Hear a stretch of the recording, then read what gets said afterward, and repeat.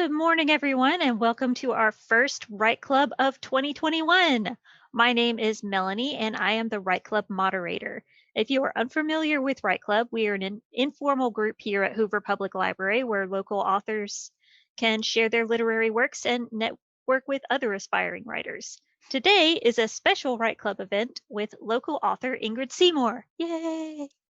Ingrid is a USA Today best-selling author of over 40 novels. She writes young adult fiction in a variety of genres, including urban fantasy, paranormal romance, sci-fi, and high fantasy. She used to work as a software engineer at a Fortune 500 company, but now writes full-time and loves every minute of it. She lives in Vestavia Hills, Alabama with her husband, 2 kids, and a cat named Ossie, excuse me.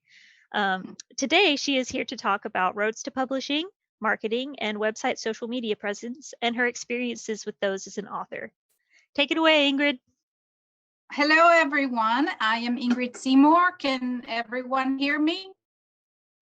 I hope so. Yeah, okay, good. I'm very happy to be here today.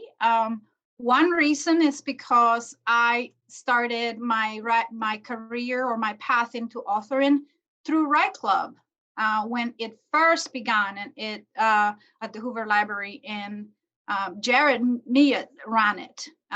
That's like forever ago. I think probably 10 years ago or so. So from time to time, I always love to come back to the Write Club, and they've gone through different leaders. Now we have awesome Melanie, and she does a great job. But I love coming back and trying to give back as much as I can, because I learned a lot during my meetings in Write Club.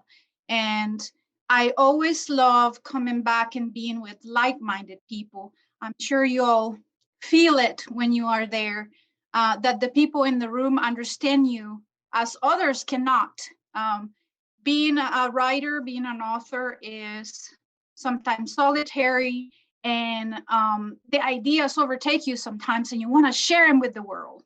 And sometimes there are people in our lives who will listen to us, but eventually they get tired of it. I don't know if you have experienced that, but people only have so much patience to listen to the crazy ideas that populate the mind of an author, which can sometimes be really out there. So it's great having a sounding board in others who totally understand what you're going through and who actually feed off of your excitement, of sharing ideas, of sharing plots, of sharing crazy worlds that are born in your imagination. So this is the reason why I love Write Club, and I always come back. As Melanie said, I've been writing for a while. I have written a lot of books and published a lot of books.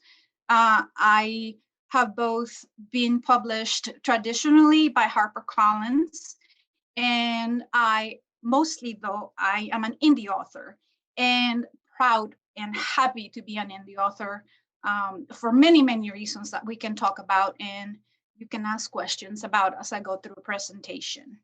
I will be talking about publishing, both traditionally and indie, and the indie way, marketing and social media to help with your book releases. Every topic that we will discuss can take days, and there's a lot for every topic to discuss. And I will do my best to succinctly explain each area. And just know that at the end, I will give you my email address.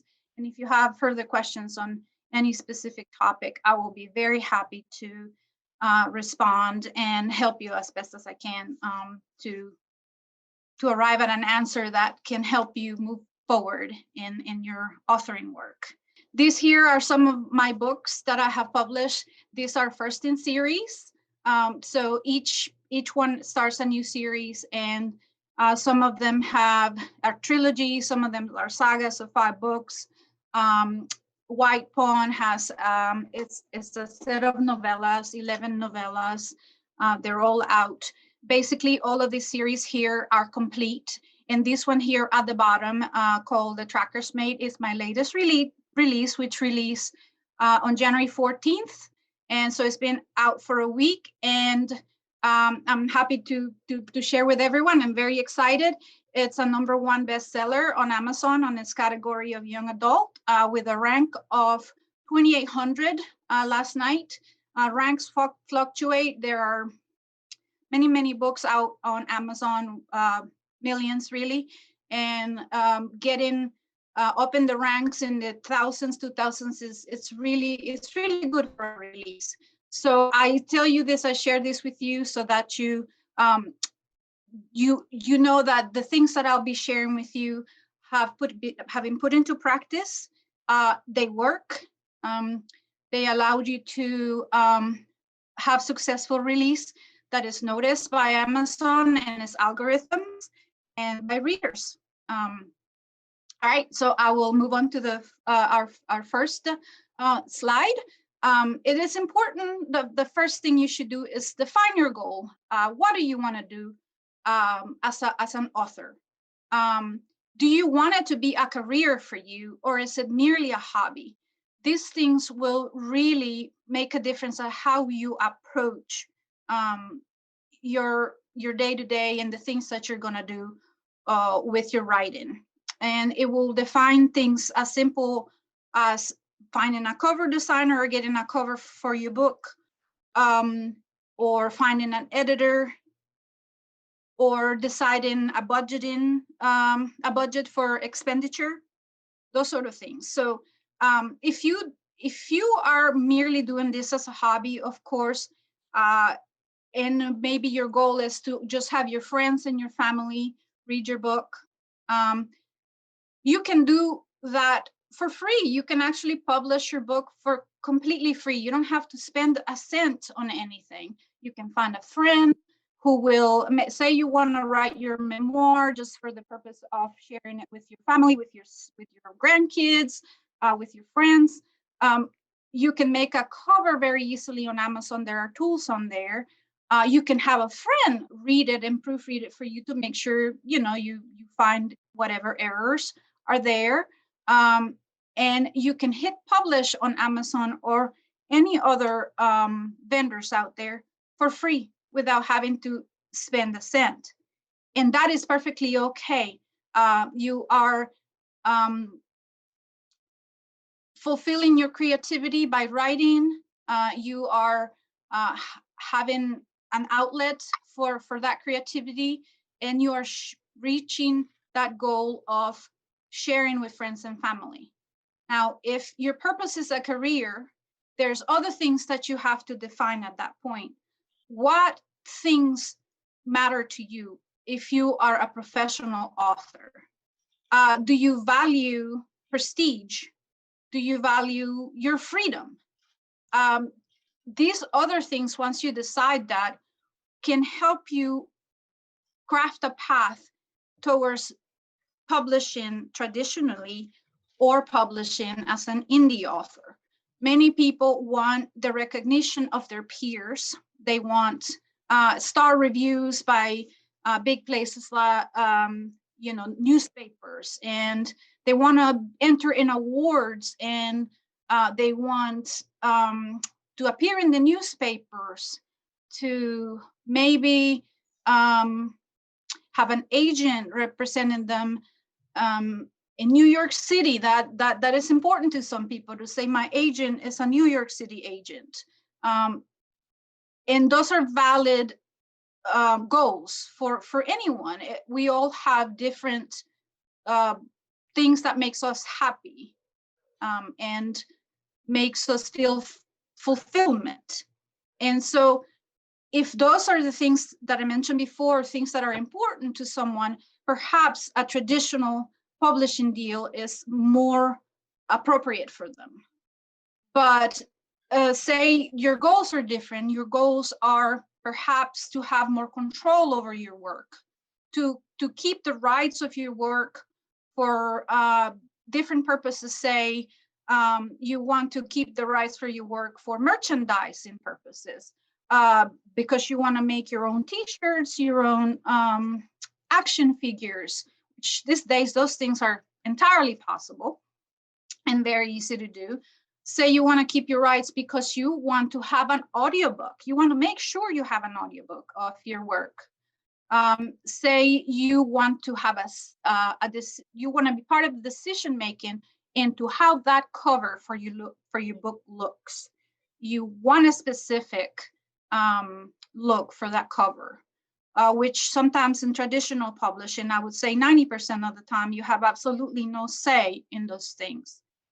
You want more control over when your book will release so that you can accommodate your own life around that date. You definitely don't have a say in traditional publishing when you have a contract. The publisher decides those things, not you. And so goals are everything when you're getting started. And if you know those things from the very beginning, it can save you a lot of heartache and a lot of unnecessary work working towards something, and then you realize that, oh man, this is not for me. I don't have the freedom I wanted. I don't have a say in any of this. This doesn't fit my personality. If you decide those things from the very beginning, then it really would be very, very helpful to know those things ahead of time so you can be on the right path from the very beginning, which I was not, because number one, I had a job as a computer scientist. And so I always thought writing was only my hobby for the longest time, and my release of the craziness of the day at work. Although, you know, things can also change. But if you can make these decisions ahead of time, it can be crucial for success. If anyone has any questions so far, as far as traditional publishing or indie publishing, how to make that decision, this is a good time before I move on. Okay, no questions. I'll move to the next slide, which it's really just what is right for you. And I talked a little bit about this. Traditional publishing really is giving away a lot of your control and your rights altogether. I had a traditional contract with HarperCollins, and even though it was a generous contract compared to the big majority of them, it did require absolutely every single right for my book, including translations. So if I speak Spanish, that's my first language. And so if I had wanted to translate my book into Spanish and publish it myself, that was not possible because my contract specified that HarperCollins had the rights to that. So even though I was perfectly capable of translating my own book and making it available in Spanish, that was not viable at all. And what you have to think about that in this interconnected world is that you're giving up another source of income. For every right that you give away, audiobook right, translation rights, world rights, it's another source of income that is not available to you. With one book, you can very well have different products that sell on different platforms. So for instance, this book, which is my latest, this here is a hardback that I had self-published. See how professional it is. It has a flap, just like any other hardback. It has an interior with a very cool design of a werewolf, or a wolf, I should say. It's just as any book that you would find published by a traditional publisher. And this is another product on top of the ebook that I published, on top of the paperback that I published, and on top of the audiobook that is currently being recorded. So each one of those, for one set of hours of work, months of work to create a book, I don't only have one product that I can market and advertise and make money out of. I have four, and I can have more with translations. Every single translation is a different source of income. And these days, through Amazon, there's the possibility of publishing and advertising to countries such as Germany, Spain, Japan, India, Australia. it's a wide array of things. So traditional publishing, that's the one thing you have to think about, and you have to be very careful when you sign a contract. You have to ask yourself, what am I giving up, and is it worth it? Of course, on the opposite end, self-publishing gives you all those freedoms, but if your goals are different, if your goals are to be entering different awards, a lot of times certain awards, you only traditionally published books can be considered. A lot of traditional contracts, I shouldn't say a lot, but some contracts will have a marketing plan that offers us an amount of money to promote your book. Now, these are really rare, and they happen mostly for people who are already successful in some other way. I'm sure you see the books, that a ghostwriter writes. It's not really Obama who wrote it, or a musician, Jay-Z, or whoever they are that might have a book. A ghostwriter wrote the book, and they will have a marketing budget just because they know there will be sales based on the popularity of that person. But for someone who does not have a fan base, it's extremely difficult to get a contract that does include any sort of marketing budget. But there's a possibility, if you have a book that people feel is going to be a bestseller, it might be possible to get an advance and get a good amount of money. Of course, that is the 1% of authors who actually get to enjoy that. And even though some of the traditional things that, big 6-figure, 7-figure contracts do happen, they don't happen as often as they used to. The industry is changing a lot, so it's every day it gets harder and harder to accomplish that, to get a contract like that. Any questions so far? I have a couple, actually. Sure. So when you say that you're kind of talking about the pros and cons of traditional versus indie or self-publishing, and when you say you give away a lot of your freedoms when you go to traditional publishing, like you might not be able to have an audio book produced, like do you have to do another contract to make that happen? And does it have to, like, does the original print copy have to sell a certain amount before they'll even consider it? Is it like that kind of stuff? It also depends on the original contract. Sometimes the original contract will include stipulations that say we will produce a paperback, an ebook, a hardback, and a audiobook. And sometimes you will see releases, especially by big authors, that as soon as the book comes out, everything is available. All the different products are available.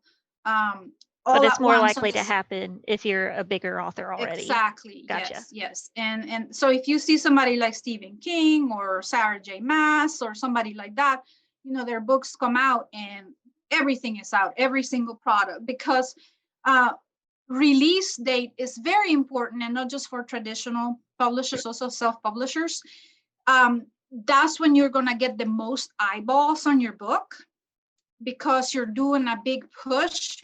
You're sharing it everywhere. It's also the different algorithms on the different vendors will give preference to new material, to show it, to show what's new, what's coming to their customers. So that's why it's very important, if you possibly can have all those products available when most people are looking at your product, then you will have sales going into audiobooks and the different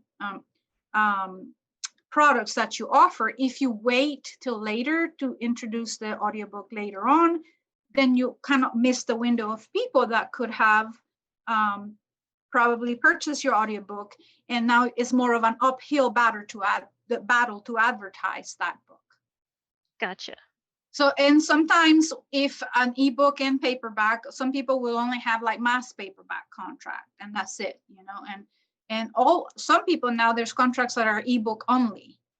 And then there will be stipulations in the contract that say, if the ebook does well and sells so many copies, then we'll do a paperback. If that does well, you know, depending on the success, then they'll decide to make more products.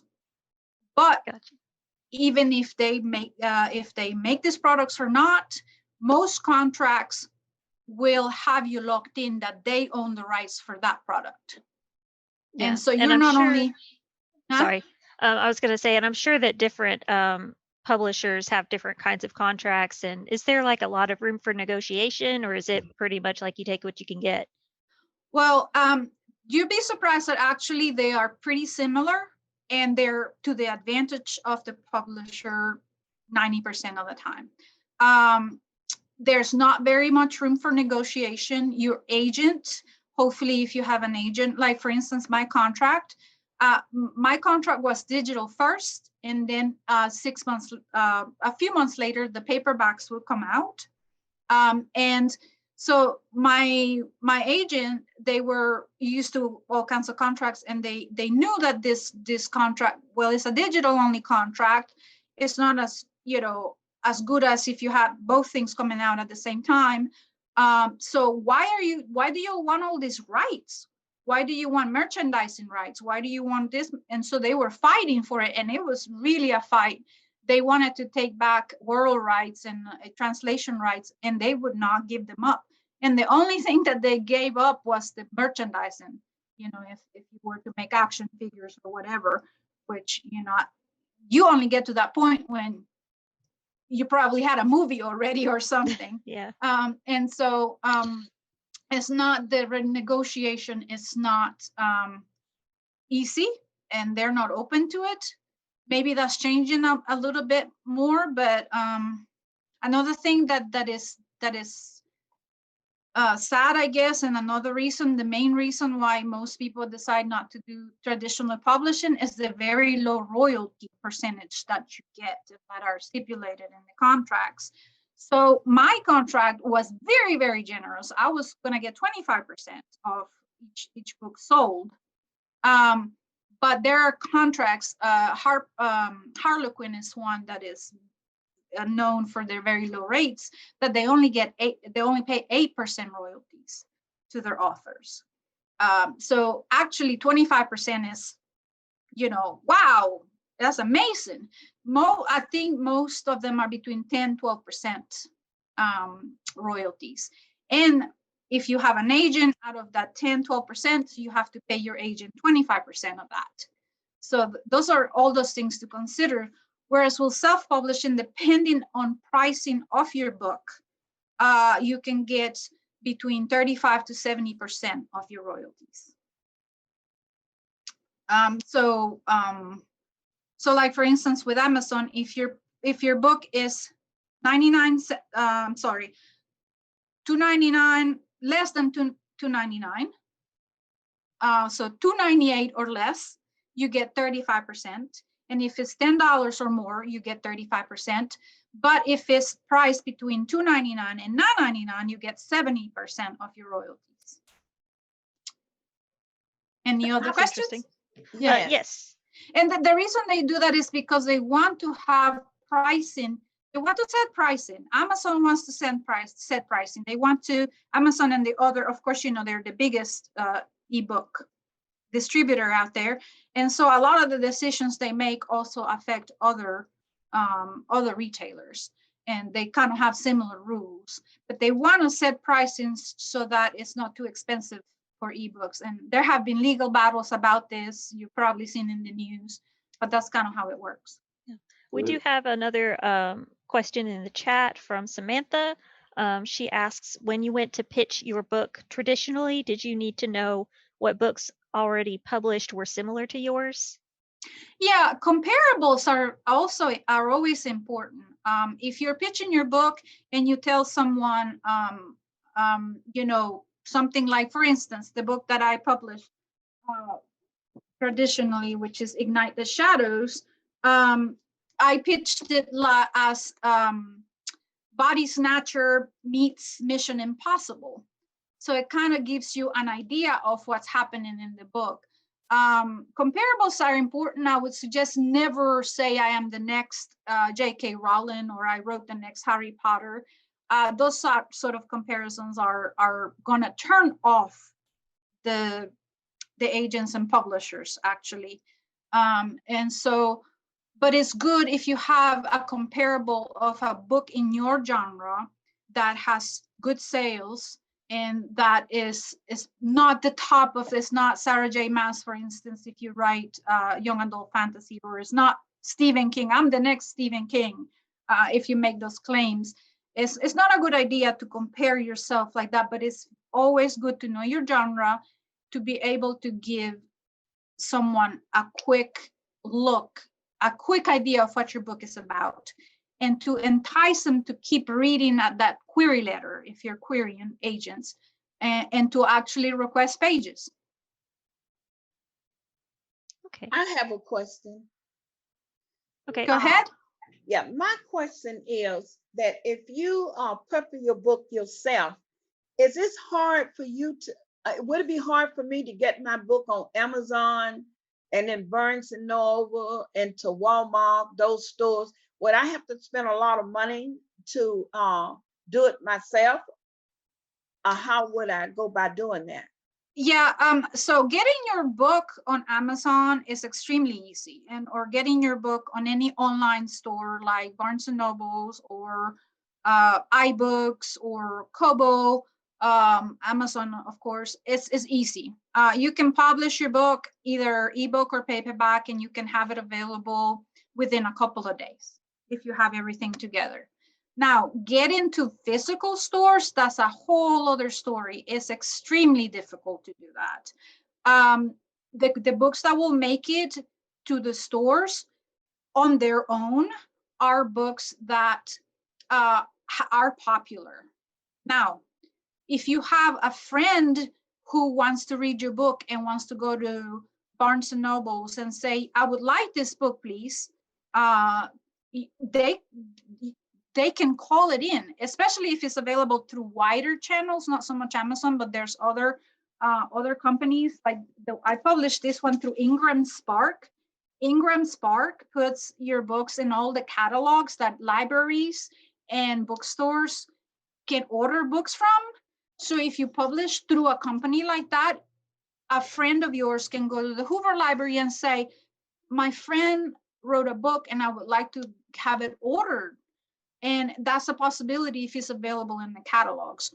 But if you're talking about having your book on sale at Walmart and taking up big shelves and, you know, being available to the whole wide world of Walmart shoppers, the only way that will happen is if your book is some sort of bestseller.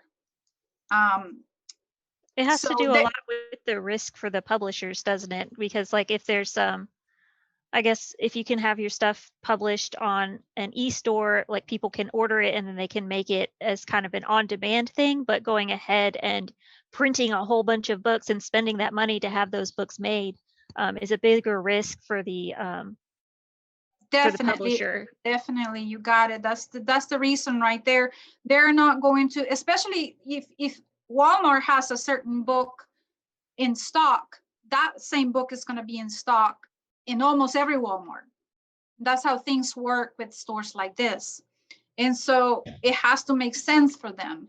So there's no amount of money that anyone can spend to put their book in Walmart, really. Not a person like us, if that makes sense. I think Jason had a question, and then we've got another one in the chat after that from Walt. If you going back to royalties, from what you're saying, it makes a lot of sense for first-time people to go to Amazon and self-publish their work there. Is that not a fair assessment? Yeah, this is, let me see. Okay, so I'll skip ahead in a couple of slides, and that way it's like I can kill two birds with one stone. So indie publishing. So It is true that the big majority of indie publishers publish through Amazon only. That's a true statement. That does not mean that it's the only possibility. You can also publish what we will call wide. You will hear indies talking, I'm published wide. That means you are not only with Amazon, which their program is called Kindle Publishing, KDP, and it's when you publish only with Amazon and you tell Amazon, I will be exclusively with Amazon and my books will not be available anywhere else. If you do that, that makes your book available in Kindle Unlimited. I don't know if any of you are familiar with Kindle Unlimited, but it's a program sort of like Netflix for books that Amazon offers. So you pay a monthly subscription, which I believe is $10 or so. And then those people who pay into that program can read any book that is exclusive to Amazon and that is enrolled in this program. They can read any book for free. So it's like Netflix, right? You sign up for Netflix, you pay $10 a month or whichever program you have, and you can watch any show you want, however many times you want. So it's the same thing. But to be in that program, KDP program, Kindle Unlimited, you have to publish exclusively.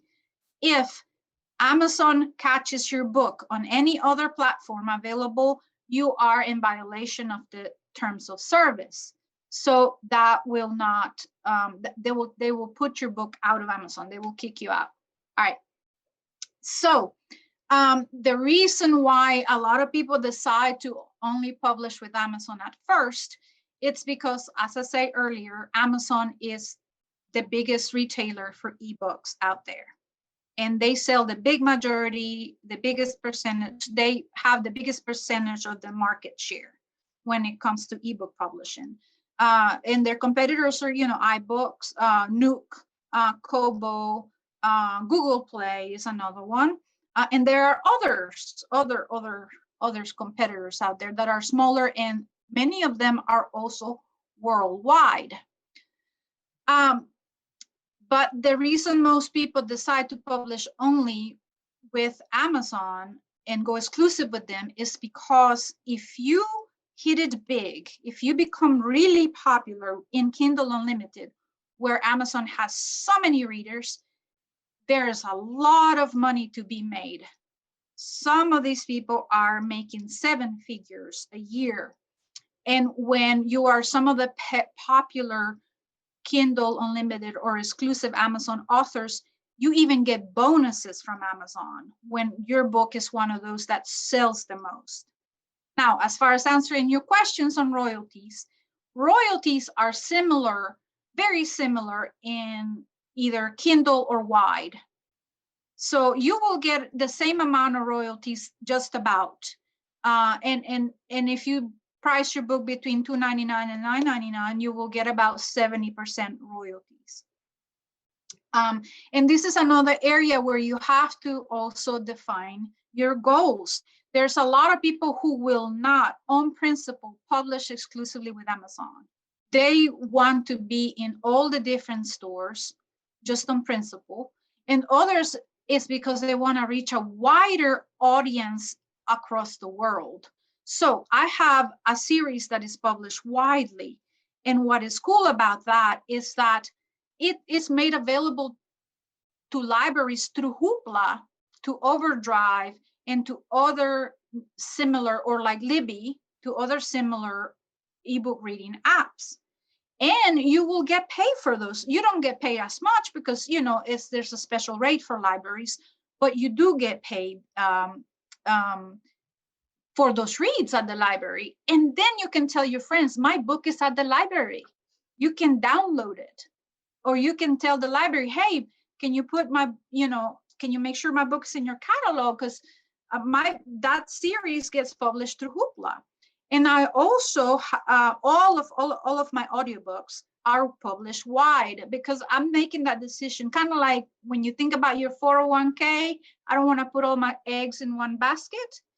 I want to have my audiobooks available widely. So my audiobooks sell at 20 or more different stores, and they are available through Libby and Hoopla and things like that, because I make them available widely.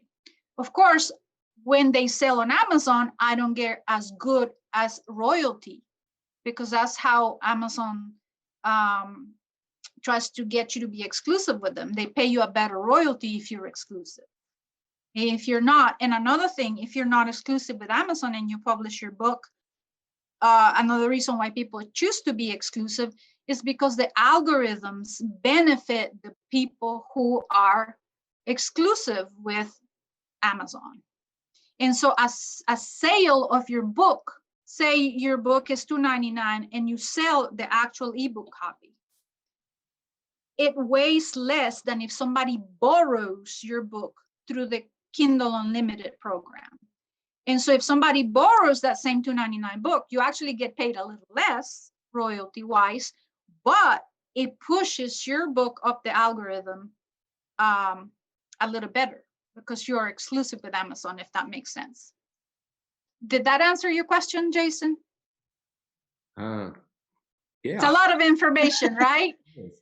I'll go back and look at the re-recording of this from time to time and refresh my yes, memory. It's a lot of information, but yes, if you're exclusive with Amazon, for a succinct answer for you, if you're exclusive with them, you get a little bit better royalty with them. And another reason because they want to control the market, and they do it that way. They do it by having most books are available on Amazon. I should say all books. Yeah. But so if you go look for this book in ebook on Nook, you are not going to find it. If you want to read my book, this book in particular, you can only read it on Amazon on ebook. Now the print you can buy elsewhere. Well, let's say that. Huh? Let's say that you write a book and someone wants to make a movie out of it. And you've published it on Amazon. Do you get anything for someone making a film with your book because you published on Amazon? You are still the right holder of that. You still own the rights to your movie, to making a movie out of your book. If somebody makes a movie out of your book and you are the right holder, you can sue them. Okay. Because the rights are yours. You haven't signed them to anyone. Just by putting them on Amazon doesn't mean you have given away any more rights than the right of Amazon to make your book available on ebook or print or whichever one you choose. Okay. But you own all the other rights for audiobooks, merchandising, movies, whatever else. Okay. We still have a couple more questions, but do you want to go ahead and move forward with your presentation? I know we've kind of taken up a lot of time on just one or two slides. Let's see. So I don't know how many of you, and maybe I could do a show of hands, are interested in the traditional publishing method or more on the indie publishing, because like I said earlier, you can spend hours talking about just one of these topics. Traditional publishing is very different from indie publishing. So I can go really quick over it, or? Yeah, I think we did have a question about traditional publishing, so. Okay, I'll go really quick over it, and if there's more questions, I have other slides that relate to it, and we can go into them if necessary. But so traditional publishing, really what you have to think about is this. You will not get published unless someone thinks it's worth publishing you. That's it. And so you have to convince many people that you are worth publishing, that your writing is good, that your story is good, that we'll be able to make some money from you somehow. And these days, it's very important if you already have a following of some kind. Oh, they already have a following, and so it's gotten to the point now that there's agents that won't even look at any queries, any questions from authors, unless they have a certain number of followers in social media, which to me is insane, but these things are actually happening these days. So the first thing you have to do, most publishers, the people who actually print the book or make the ebook and format it and everything, they will not take direct requests from authors. Most good publishers won't. Small publishing houses, some of them do, but I would beware of small publishing houses. And I will argue with anyone that you're better off self-publishing than going with most of the small self-publishing houses. But anyways, so a lot of times, if you say you want a HarperCollins or Macmillan or any other big publisher, if you want them to publish you, you have to have an agent. So the first thing you have to do is you have to convince an agent that you are worth publishing. The way you do that is you write a query letter. There's a formulaic way to write a cover letter, and there's tons of, you can teach a whole class on just how to write query letters.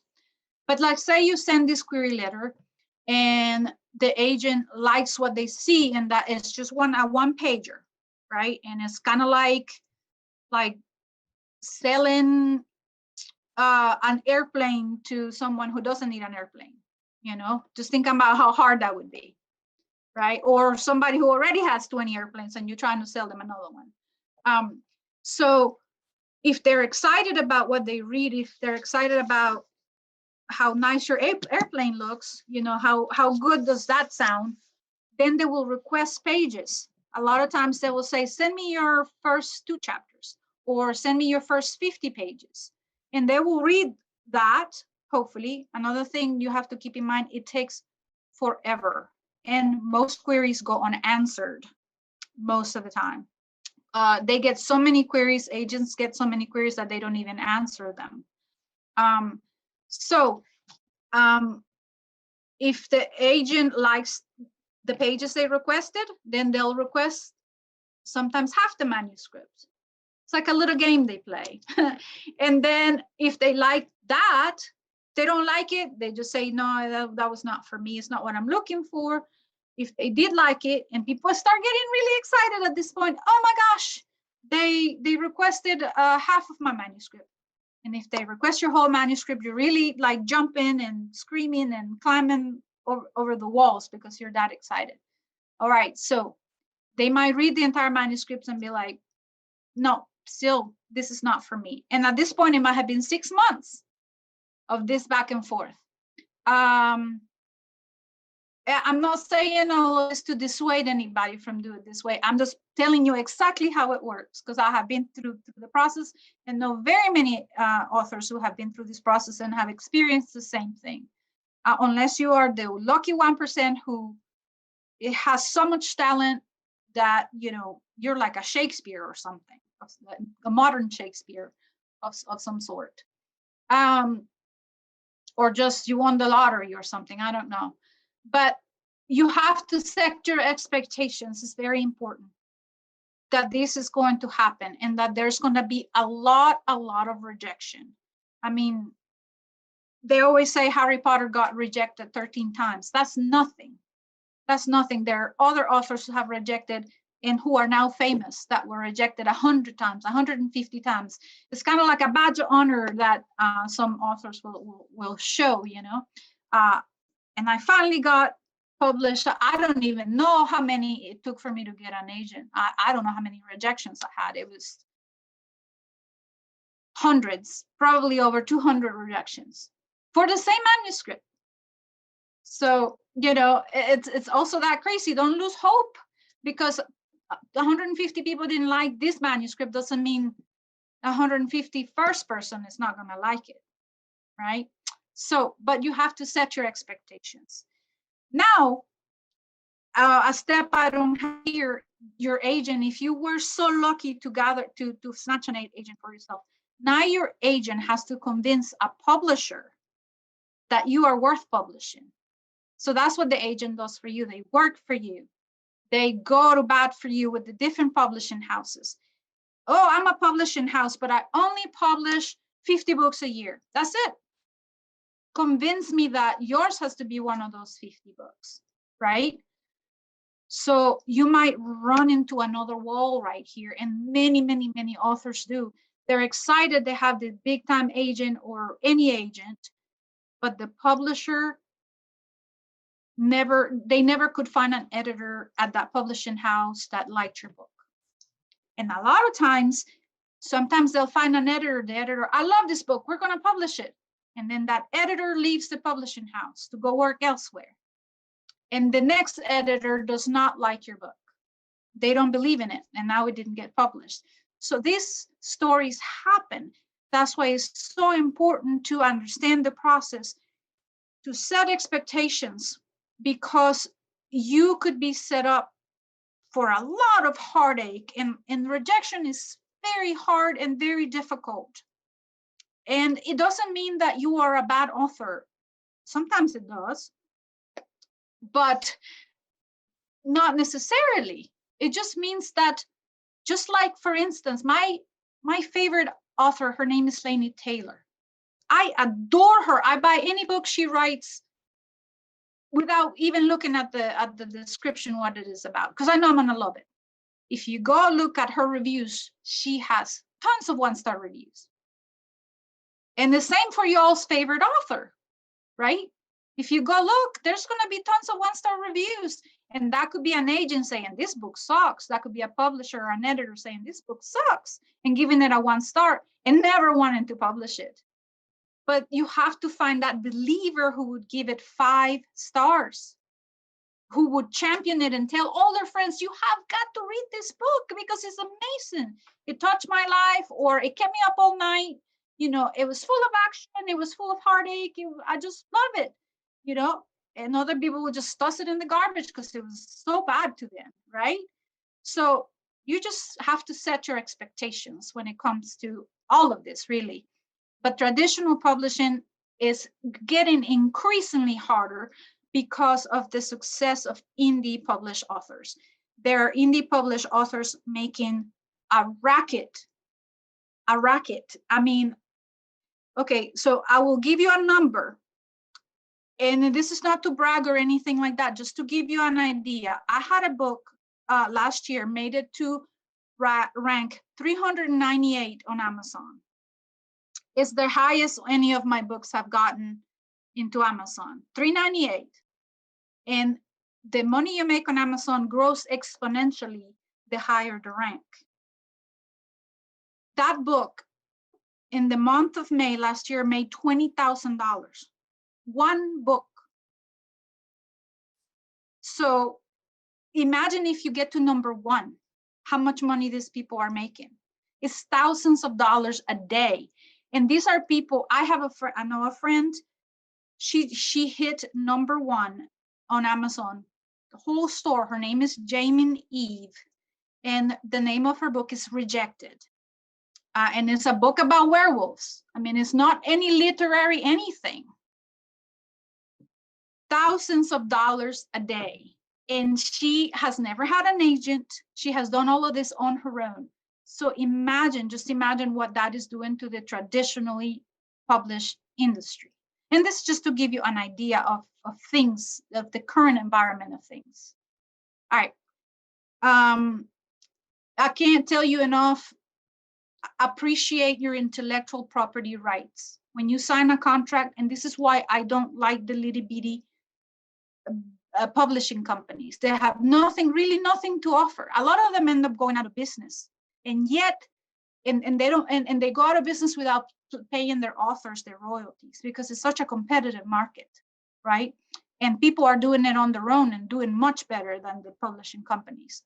And yet they want all of your rights for all of the different things that can be published. So be careful and educate yourselves when it comes to signing away your rights to a small publisher, unknown, unheard of, that has published a handful of books.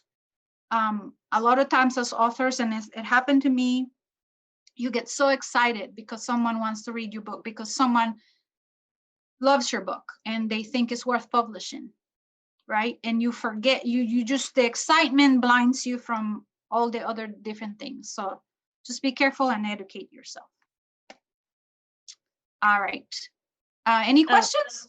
There was one question about traditional publishing, and that was how much of the upfront cost is the author expected to bear for, you know, a print book, hardback, paperback, etc. Okay, if it's traditional publishing, zero. If They take all the risk for that. Yes, if Okay. any publisher asks you for money, run away. Run away. Because they're trying to take your money. The whole point of them saying, I'm going to pay you 10% royalties is because they're going to keep the rest of whatever money they make out of your book.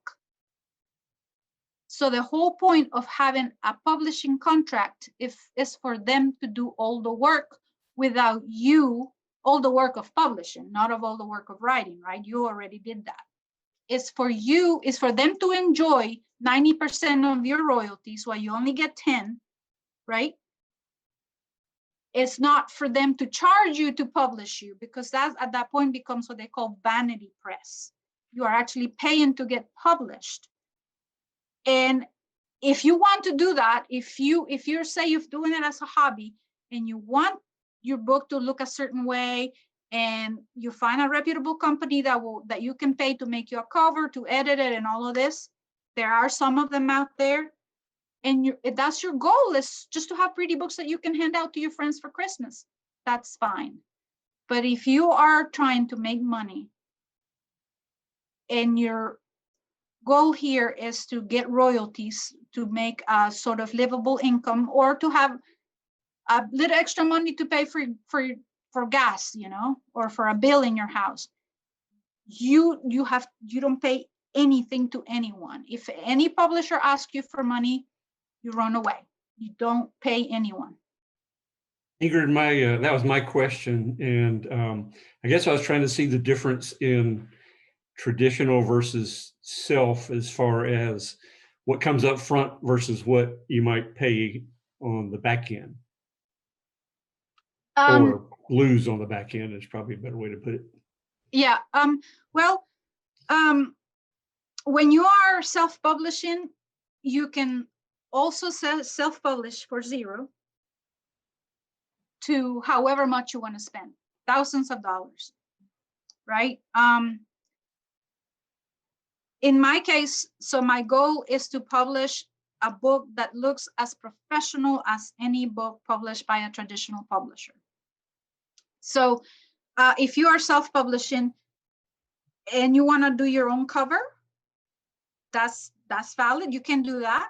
If you want to use a generic cover of some kind where it's free, you see a lot of them out there on Amazon, and you can tell.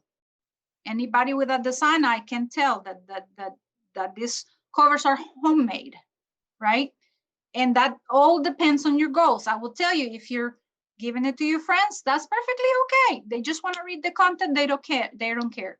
If you want to sell it to people who read in your genre, that's a whole other ball game, because they're going to look at that cover and be like, that's not my genre. They're not even going to stop because it doesn't look like their genre, right? When you look at a cover, that's the first cue of what is that about. You look at this cover, right? There's magic in her hand and stuff. It's giving you immediately an idea of what the book is about, right? It's not about World War II and historical, people in concentration camps, right? I mean, right? You would make that assumption about this book. So I pay for a cover designer that knows how to make my cover look and feel like those covers that I want to be compared with. So if there is an expense involved, depending on the level of professionalism, and let me put it that way, that you want your book to have. Because editors, next step, here I have some things on that, right? Editors are expensive. A good editor, it charges by the word, sometimes by the page, 20 cents by word, some of them.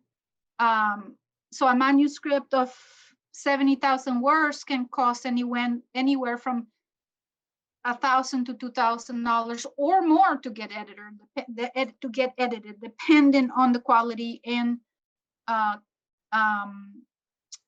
how well known this editor might be, you know. And so, there can be, you can set a budget. You know, you can say, I am going to spend $500 in publishing my book. Okay, you can find a cover designer for you know that will make you a cover for $150. You can find an editor, maybe, I don't know, that can do the rest for the rest of your money, you know. So there's an expense associated, and I will put it that way. How professional do you want it to be? And then how well do you want it to do once it's available, right? If you don't spend any money in marketing and promoting it and talking about your book, the likelihood that it's going to get drowned out in the millions of books that are available on Amazon, you can guess, you know, what the likelihood is going to be. But just because you spend a lot of money, let me say this, doesn't mean that your book is going to be a bestseller either. Your book has to be written to market, and it has to be what the readers in that genre are looking for, right? And there has to be a certain quality to your storytelling so that word of mouth gets it from one person to the next. So yeah, I don't know if that answers your questions, Walt. Well, you mentioned that traditional publishers don't really have a budget for marketing. Did I get that right, or did I? Yes, the big So there's no majority. advantage to go to a traditional publisher as far as marketing costs go. If you get one of the contracts that don't include that, which is the big majority now, like mine didn't include any sort of marketing. It was silly. I realized, you know, I was excited to be published by HarperCollins. It's a great publisher, and they published, you know, people like George R.R. Martin. And I mean, imagine, I was like, I was over the moon. But they actually expected me to spend money in marketing so that they could make money. And some authors will do that. But I just thought, this is silly. Why should I spend $100 today in marketing so that they can make 90% of that, or however percent of that? That just didn't compute in my brain. But people have different priorities. Some people are happy doing that. I know authors who do that, and they have other jobs to support, you know, that ideal of them, that they want to win a Nebula award. They want to, you know, be published by this big publisher, like their favorite authors are. And so it's all about goals, right? But in my mind, it didn't compute. In your mind, it might not compute either. Why would I do that when they're going to get all the money, and, you know, I'm not, you know, I'm going to be out there busting myself, you know, working really hard to promote this book when they're going to make most of the money, you know. So Douglas, I think you had a question a while back. I saw your raised hand. Yeah. Is there any other publishers besides Amazon? Yeah, definitely. There are very many of them. For ebooks, there's a lot of them. Also for print. So I love Ingram Spark for print because you can have your books available everywhere, and libraries. So it's available in the catalogs. For ebooks, you can publish with Google Play, Kobo. You can publish with Barnes and Nobles to make it available on Nook. You can publish with Kobo. There's a bunch of different ones, and there's what they also call aggregators. So there's this place called Draft to Digital. You can publish with them, and they will distribute it to other places, even stores in other countries like Italy or Germany or places like that. So yes. All right, let's see. We have a couple of questions in the chat also. Off-topic question. A year ago, you said most authors don't know where to begin their book. How do you find the right spot that is both a hook and a good introduction? The one thing that I have learned is that most authors start their book way too early in the story. And by that, I mean, say your story takes place, your whole book takes place in a 24-hour period, right? Most authors, especially beginning authors, and this is a mistake that I made in the beginning, start with, my alarm went off and I woke up. It's too early in the day, right? You don't need to begin. You need to, one advice I got is like, think of the middle of the story and start there. It sounds crazy, but that's where the excitement is, right? That's where things start to happen. You want what is called the inciting incident to happen as quickly as possible.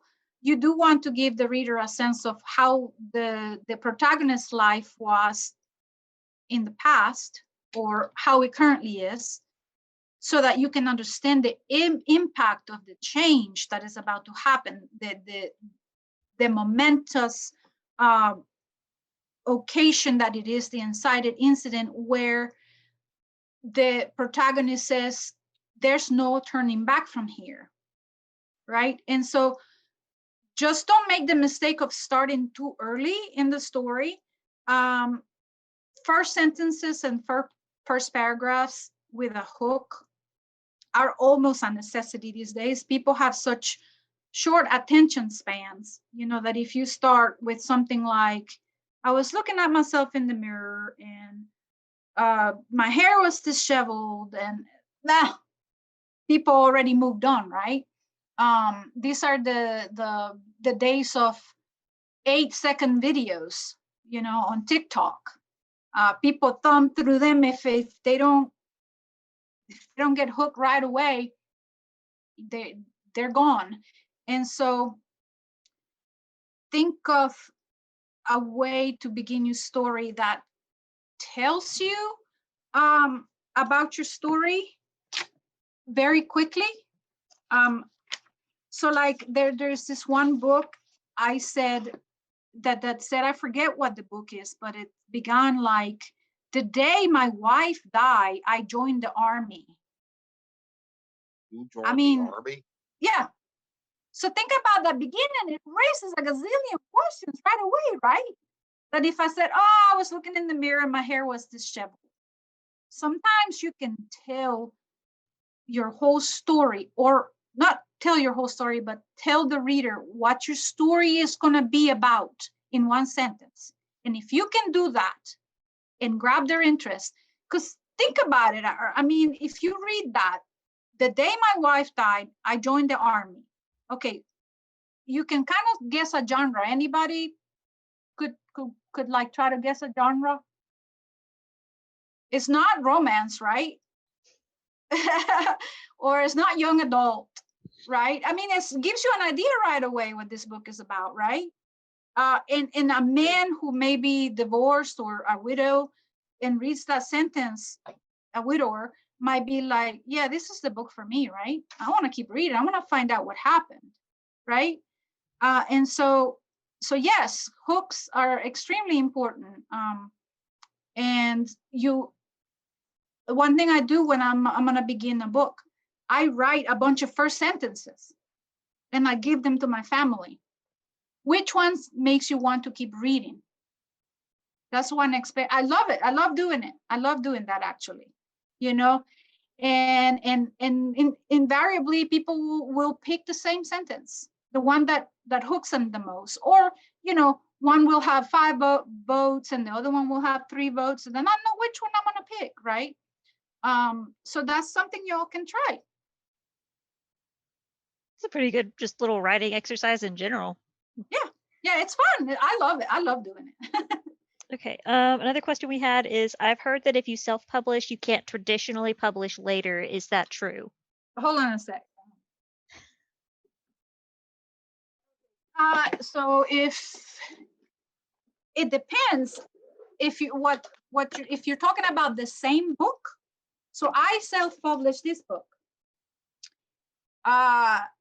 If I want to get it published traditionally, the likelihood of that happening is almost 0. If it's another book, a brand new book that I haven't published, just because I'm self-published does not mean that I can't get that published by someone else. One thing that could happen, though, they might want you to publish it under a pseudonym, maybe, if it's a different genre from what you have. If it's the same genre and you already have a good following and they think, ooh, we're taking advantage of the following she built all on her own. That's what publishers are looking for, right? They want somebody who's gonna make them money, right? They'll be like, sure, let's publish it under the same name. That person I was telling you about, Jamie Eve, she actually was approached by agents because they see her success. If you go look on Amazon, you will see her everywhere. Her books are, she's amazing. And so she does amazing. She's from Australia. And she turned down the agent because she said, all of this hard work I have done, all on my own, and I'm actually afraid of what they're going to do with my people, with my readers, with my storytelling. She was afraid of it. She doesn't need a publisher. So it will depend. It depends. I cannot publish the books I have self-published traditionally. No, agents won't pick them up because they've already been out there. Now, you can get your rights back and self-publish something that was traditionally published. You can do that. Any other questions? We have, could you provide key tips for effective marketing? I don't know if you're going to talk more about that later. Definitely. Okay. And then also, do traditional publishers typically retain rights to follow-up books, like series with the same protagonist? Yes. My contract said actually that if I wrote anything in the same universe with the same characters, I had to present it to them for first inspection. And if they wanted it, then they had first right. If they didn't want it, then they could tell me, we don't want it. You can do whatever you want with it now. That's what my contract said. Other contracts are more restrictive. Other contracts will say, I actually, there's a lot of contracts. Montlake is one of the romance publishers that is typically does this a lot. You cannot even publish a book in the same genre. Zero, period. You can't under that same pen name, period. So some contracts are extremely tight, and you have to be very careful. My contract also specified that I was going to write a trilogy. And so the 3 books were going to go, and when it was going to, each was due, and when each one was going to get published and all of that. So yes, typically most contracts will say that you have to write so many books in that world, and that if you write books in that world with the same characters, they will have first dibs on it. And they can actually say, in my case, they said, we'll reject, if we don't want it, you can do whatever you want with it. Some contracts will say, if we don't want it, you cannot publish it. Some contracts will say that. So you have to be careful. Contracts can be very varied, and the language, you have to try to get it as specific as possible, or they will try to get out of doing what it says if the language is not clear. You have to be careful. And always have a lawyer go over the contract. And somebody who understands legal jargon go over it with you. Any other questions? And we can move to marketing. Well, I did have one question. I went with a couple, and I'm really not pleased. It's my first book, and like you said, they getting 10%. I'm getting 10%, and they getting 90%. But I remember they told me, because I'm thinking about going seeing can I get out of that contract, and I believe they said that I had all my rights. So, but in order for me, I didn't want to like contact and ask them. So I think it's better for me to go to the lawyer and let them look over my contract. Yeah, I definitely like have someone who understands the legal jargon look at it and tell you what your options are. Normally, contracts have an exit clause of some kind. Like for instance, they will say, if in the last year we haven't sold at least $500 worth of the book, then you can have your rights back. Or if the book is out of print and it cannot be found in any store, then you can have your rights back. There's different exit clauses in the contract. So it will be good for someone to look over what those exit clauses are for you. If they're saying that you have your rights, all your rights already, maybe it was a time-based contract. Maybe you said that they would hold the rights for a certain amount of time and that time has run out, maybe. But yeah, it would be best for someone to read it for you, someone who understands the legalese. They can be tricky sometimes. And the reason why, like I said, I went through a purple because I didn't know a lot then. But they have my book on Amazon. They can get it at Barnes and Noble. They can order from Walmart or any place like that. They can do it. Yeah, print on demand can be ordered from any of the stores. That's what's cool about print on demand, and is what Melanie was saying, is that they don't have to have an inventory of printed books, like a whole stack of, books there printed. They print one whenever somebody orders it. And so if I go to walmart.com and order a print copy of this, they print it and then mail it, and they only have to do the one and don't have to keep an inventory. So yes. All right, we'll move forward. I just have a couple of more slides that we can get through really quickly.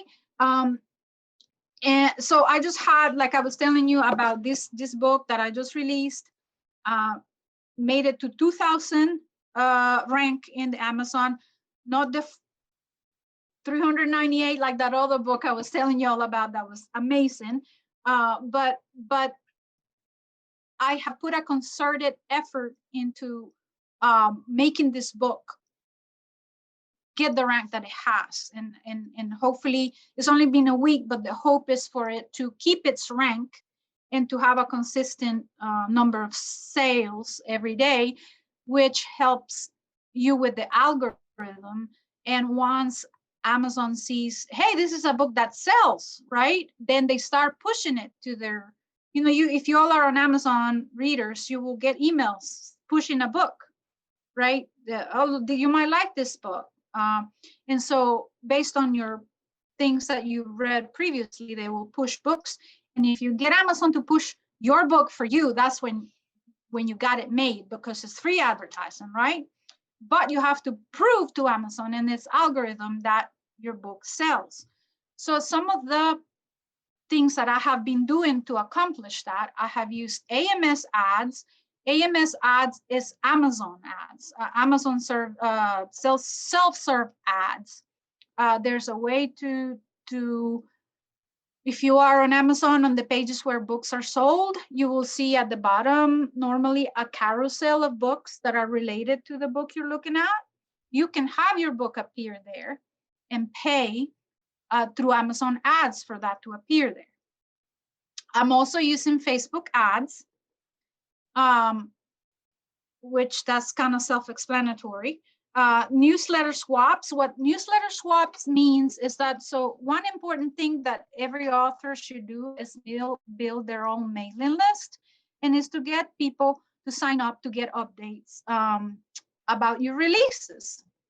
I have a mailing list of 5,000 people that I, whenever I have a new release or any news about, I send a newsletter out. And you can join to that newsletter through my website, ingridseymour.com. There's a place where you can say subscribe so that you can see how that works. So I have these 5,000 people, and all the other authors are doing the same thing, right? So a newsletter swap means that I will tell my readers about your book, and you tell your readers about my book. So we promote each other, right? And you want to do that with authors that are in your same genre. And the way I find these authors are normally, I am part of a lot of Facebook groups where I meet authors, and I meet authors in my genre. And that's how I find them. And so I've done like about 20 different newsletter swaps for this release. And, you know, their readers will click on my book and purchase it, and we help each other that way. That's what newsletter swaps are. Facebook group takeovers, if you don't know, Facebook has a group for almost anything. There is a Facebook group where everybody pretends to be an ant. Have you all heard about that one? Every member in the Facebook group is an ant. So they will make posts like, today I carry this heavy log up the hill. That's the kind of post that people put in this group. So this is just to tell you there's groups that are about everything, about woodwork, about knitting, crocheting, any political groups. I mean, you name it, right? Well, there are author groups and reader groups as well. And you have to find, you don't have to, I mean, if you don't do Facebook, but I have found my tribe, right? I have found readers of young adult and new adult urban fantasy and paranormal romance. And I can go into these groups and ask the people who run the group, can I come and talk to the readers about my book? And that's a Facebook group takeover, right? And so I can interact with them. I can do a little giveaway. I can tell them I'm giving this away. Please share this, or please make a comment, you know, and build some excitement about the book. And there's also paid promos, which I have used some of those. There are I could add, sorry, one other one here, but some of them are like robinreads.com, ereadersnewstoday.com, bargainbooksy.com is another one. So these places have mailing lists also that they have built, and they have subscribers that subscribe for a certain type of genre. The readers, they want to get deals in their inbox, so they sign up and say, tell me about all the urban fantasy books going on sale, right? Or new releases. And they get emails every day, and they pick books from there. Oh, I want to read that one. That sounds good. So you can pay these companies to send a news flash about your book. And that's how they make their money. And the readers, you can say, they have different categories that you can pay. You can say, I'm going to pay so much for you to send an email out to your young adult readers. And those are some of the things I have used. Now, each one of these, like I said, could be a class in itself. How to use AMS ads, Amazon ads, how to use Facebook ads, how to do many of these things can be a class in itself. But I can tell you, by doing these things that you see here, that's how I have accomplished getting my book at the level where it is right now. Another thing I have done, just to wrap it up, and then we can have all kinds of questions at the end, is I have used social media to mostly Facebook, really. I mean, there's so many groups of readers that you can find.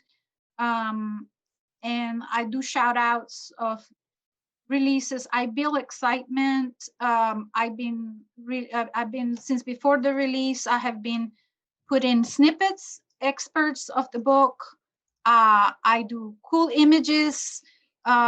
This one has werewolves in it, so I do images with werewolves that capture get people's eye to stop and then read, oh, this, put the blurb of my book there.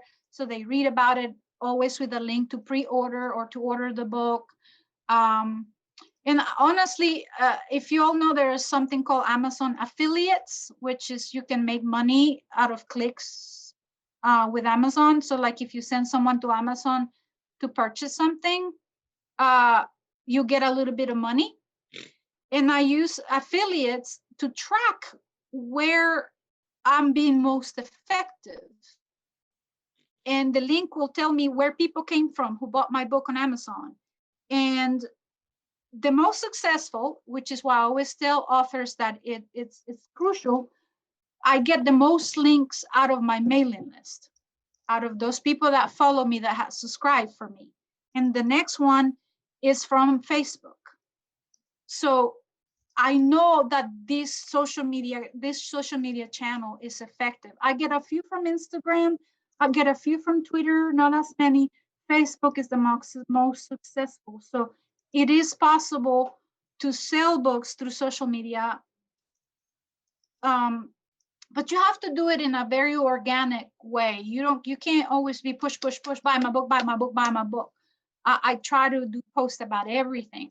I try to post, hey, look, here's a picture of my character. This is how I picture her. And she's so, strong and independent, and, and this is her description.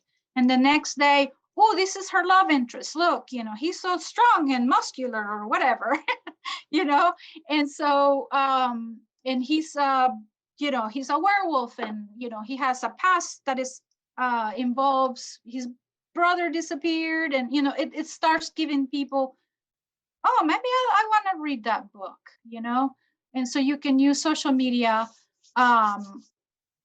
in a very organic way to actually reach people. You don't have to join.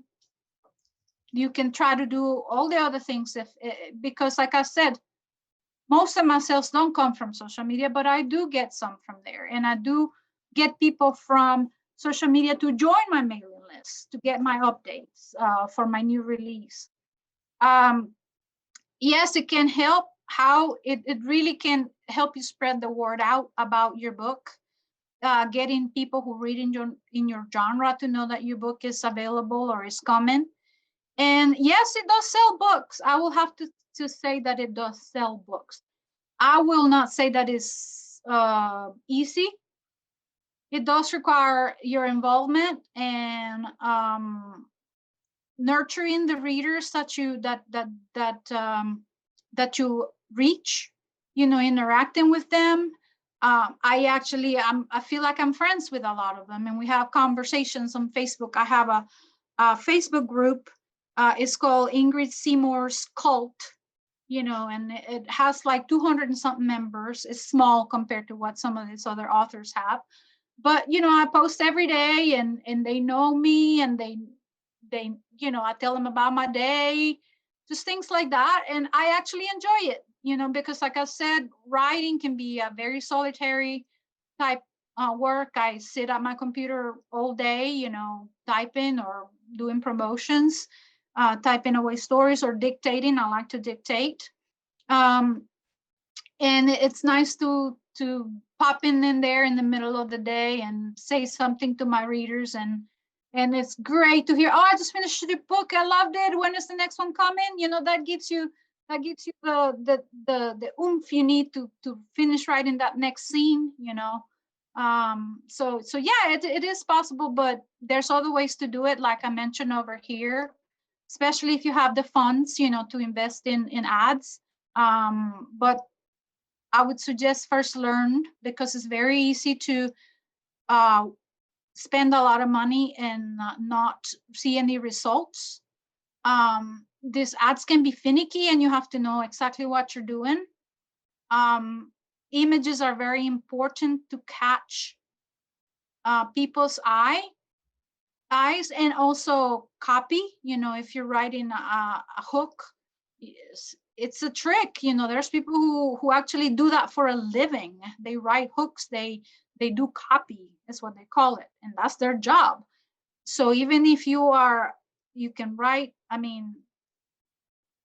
probably raise their hands. Who can write an entire novel, but dreads writing the blurb, the description, right? It's like, please don't ask me to put my entire novel in 300 words. That's insane. How can I do that? You know, it takes a special kind of talent sometimes. It's very hard, and I still struggle with it. And sometimes I just have to ask a bunch of people for advice to help me with that. So, all right, I have some stuff on querying, but you can find me on my website, ingridseymour.com, and my email address is ingrid@ingridseymour.com. If you have any questions, I will try to get to them. I get a ton of emails, so just be patient, but I always get through all of them. Agentquery.com helps you find agents who are taking queries in your genre. You can search for agents that are looking for stuff in your genre, so you can narrow it down. And then Query Tracker is similar. And now, any questions? We open the floor for questions. Is there any reason to limit the number of queries you put out at one time, or it's best to just blanket as many as you can? Well, one thing is the more you write, I suggest to keep track of who you're querying. So if you send a ton, you know, I used to have a spreadsheet, and I kept track, and how long ago can I requery? Because a lot of them will say, if you don't receive an answer in so many weeks, ask again. You know, we might have forgotten or whatever, or we didn't get it, or we'll let you know. In the past, some agents wanted to know that you were querying them exclusively. You weren't querying anybody else, but that's not a thing anymore. I would suggest to query widely and not worry about how many you sent out, or to let them know, I'm querying other authors, other agents. You don't have to let them know that. These days, you can query as many people as you want. Just be careful that you are querying people who are in your genre and that are looking for things, because God agents can get mad at you for one reason or another. My God, it just seems like they're so, you know, I guess because they get so many queries and emails, they just get irritated or something. But try to follow. Every agent has rules, and they will post them in their website. Follow their rules, or they're not going to look at your query. They're not. You don't follow the rules, huh? I was going to say, it's the same like when you're applying for a job. If you don't follow the instructions on the application, people aren't going to look at it. That's just kind of how that goes. Yes, it really does. If a lot of people will send mass queries, don't do this. You said query as many people as you want. Yes, but always say, dear Mr. Smith. Don't say dear agent and then send, because that's the first first sign to them that I'm not going to look at this. They didn't follow my instructions. They didn't even look at my instructions. So yes, query widely, but look at their websites. Look at what they were looking for. The agents are always updating their website, saying, I'm not open to queries. They'll close themselves to queries because they have too many. So don't send them then, because they're not going to look at it. Then they say, I'll be open to queries from here to here. You know, please, I am looking for, you know, high literary, you know, war stories. Well, don't send them a children's book, because they're not going to look at it, right? So yes, query widely, but follow the instructions. Excuse me? Okay. Gee, wait on the question. I was wondering if you made your own website, and through what, if so? Yes, I did make my own website. If you were here early, you know that I'm also a software engineer. So that's, you know, I have the know-how of how to do that.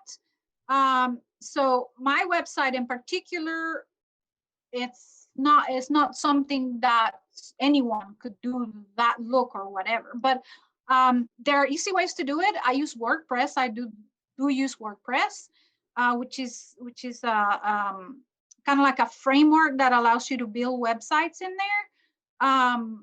There are templates that are easy to install, relatively easy for somebody who has a little bit of computer knowledge, which younger people normally, I don't know, my kids are whizzes with all that stuff.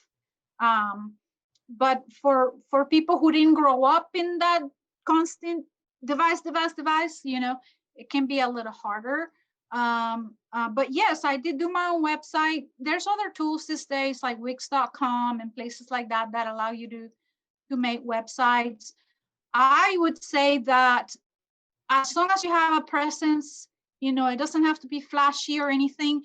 The most important thing though is to have that subscribe button that allows them to, if they're interested in you, to subscribe to your mailing list, which there are mailing list providers. I don't know if you've heard like places like MailChimp.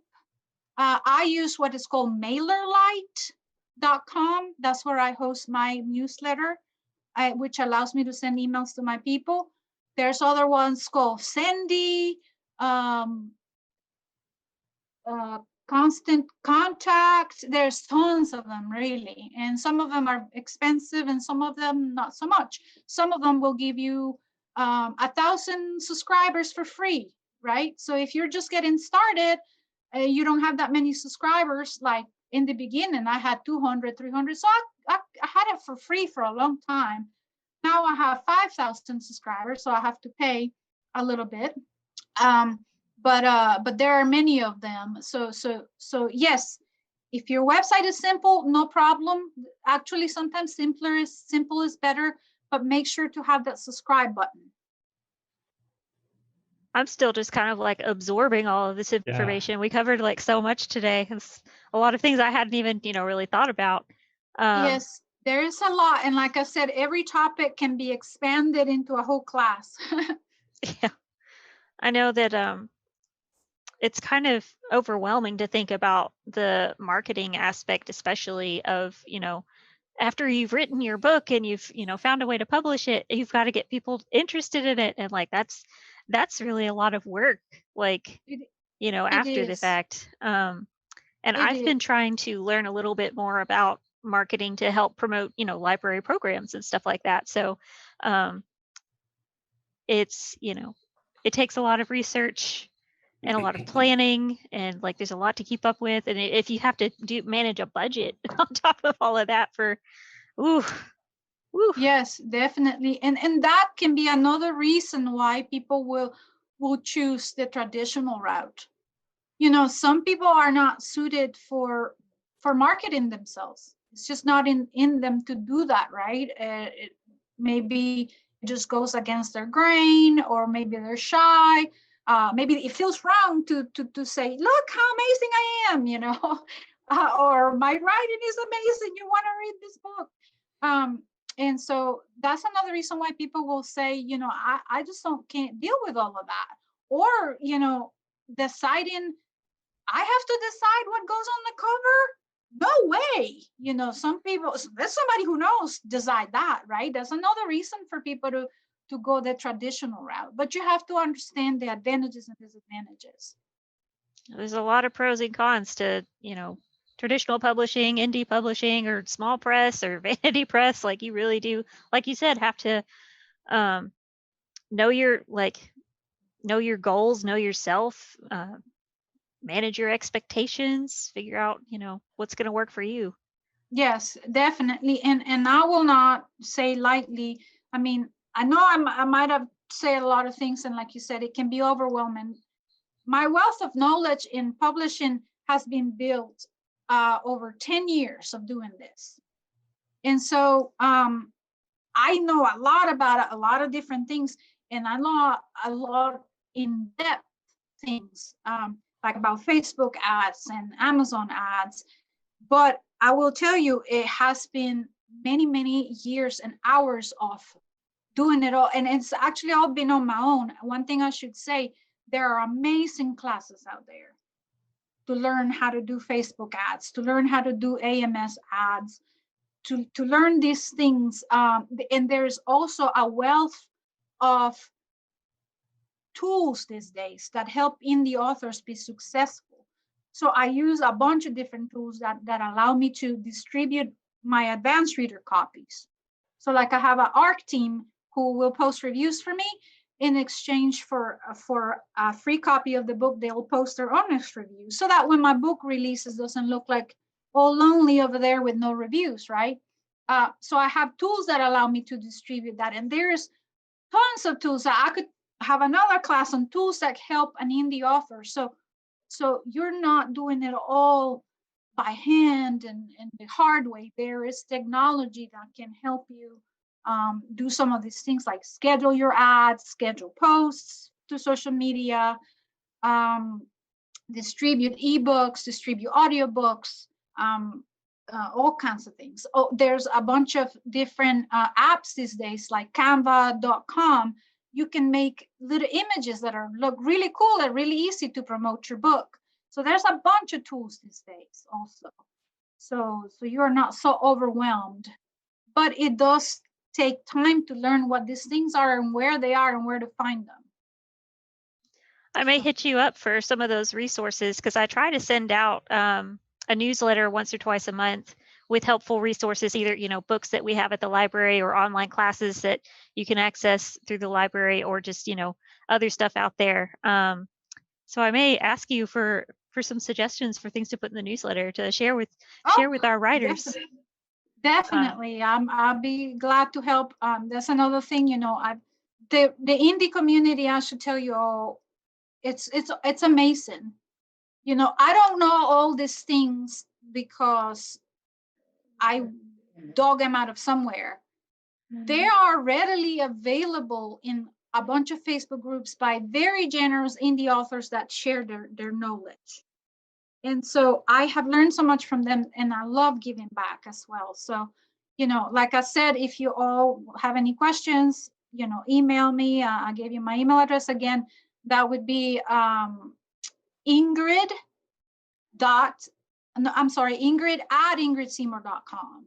I put it in the chat as well. Okay, so yeah. Can you all see that? Yes.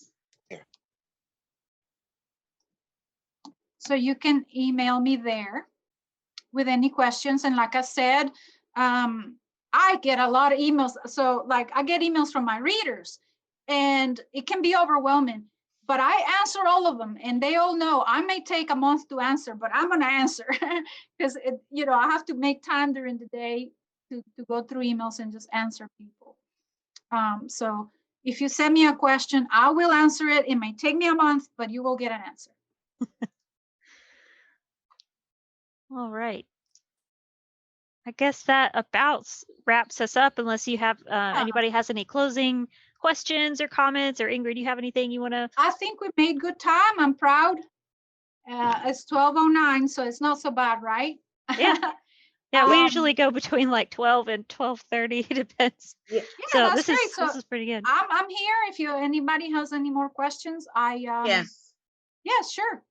Yeah, I was thinking about, it's really hard to choose a publisher to go through. It's hard, and now I notice now I see a popular on TV. It's a Christian channel, TBN, and so they don't start to doing books, and I think they said they did over 500. And so they are just asking people, please send your book. It's a Christian channel. Please send your book. And I'm finishing up another book almost now. It's a Christian book, if for everybody can read it. So my thing I've been thinking about, who really should I send, let publish this book? And I was thinking about that particular company. When they get the thing, if they accept it. Now, before I went through this company, and the first one I sent, they accepted it. But I don't want to go through them again because I don't like the royalty. That they get 10, I get 10%, and they get the 90%. Yes. Well, finding publishers, it's hard. Number one, finding one that is reputable, and if it's a small press, finding one that has a good standing, and they're not going to be a flash in the pan, that they've been there for some times, and that you can look for the books they have published and actually find them in Amazon, and maybe also, if possible, find the authors that have been published to them. A lot of them have their website, and you can contact them through their website. Ask them, what is your experience with this publisher? Would you mind sharing? Some authors will not have any, they will share. I think there is another, is it Writer Beware? Yes, I I think I've heard of them. Yes, there's resources online that will tell you about, hey, be careful with this publisher. They have swindled, people out of money, or they have these shady practices, or they're not paying their royalties. I don't know how many news I have seen of small publishing house went out of business. They didn't pay their royalties. They let their authors hang in, and maybe they own them royalties for 6 months or more, or this, they're not paying their royalties and the writers are fighting with them, so you just have to be very careful. I don't know your genre, so I couldn't recommend you somewhere to go and try to get your book published with them. And actually, honestly, at this point, besides the big houses that publish young adult, I don't really know of many small publishers, because I am fully devoted to being an indie author, and I love it. And so, but that would be my advice, is to use resources like Writer Beware, to find out if someone that you're considering, it's actually someone that is reputable. I actually found the URL for them. It's not writerbeware.com. It's like, I put it in the chat. It's kind of long, but yeah. I think it's under, who is it? Science Fiction and Fantasy Writers of America puts it out. Yeah. Yeah. So I've got that in the chat if anybody wants to say that. But you can also just Google Writer Beware, and it's like the top result. So yeah. And a lot of times there's boards out there. You can just Google that particular publishing company and start digging around in different chats and reading carefully. Do your research. Yes, and think of this, think of all the effort you put into writing your story, all the hours, and all the dedication, all the emotion that goes into it, right? And then you don't take the time to vet the publisher out. That just doesn't make sense, right? So just think of that. Just because somebody tells you, I'm going to publish your book, don't get so excited that you don't do your research. Because I don't know how many stories of authors and people I met personally, they just regret it afterwards. And they wish they could take it back. And now they can't because they have signed a contract. And so, just like Melanie said, do your research. Make sure. I do have, for any people who are in Facebook, it's another way to contact me if they prefer Facebook. If you go to facebook.com groups, The Grateful Author, that's a group that I have where I try every week to do a pay it forward post. So, if I just say, anybody today has any questions, I will dedicate 30 minutes, an hour to talk to them about a topic. It's my way of giving back and sharing the knowledge I have. So you can join that group, ask to join, and I will accept. I make covers. I like making covers. It's another creative outlet, and I like doing Photoshop and stuff. And I offer, sometimes I'll make a cover just on a whim. Oh, today I feel like making a horror cover, and I'll make it. And then I'll either offer it, depending on how long it takes me, for a small price or for free. I'll put anybody wants this cover, they can have it. It's just another way to give back as well. So that's some of the things I do there. I don't do a lot there, but there's that resource too. So if you go through there, you can ask me questions through there as well if you prefer Facebook besides the email address. This is why the networking and joining groups and making connections is so important, because you never know what you can learn, or what expertise someone can offer you, or other resources. Yes, and there's so much out there. So much, and I know that I have learned a lot of what I know in that way. So yeah, don't be shy to join some of those Facebook groups. All right. Well, I think I'm going to wrap up our recording here at least. So thank you, Ingrid, so much for sharing your experiences as an author and being here with us today. We really appreciate it. There's so much to learn about the world of publishing and writing. Like you said, you can spend days talking about just each thing we touched on today. So we appreciate you giving us your opinions and your experiences with those. Have a good one and write on.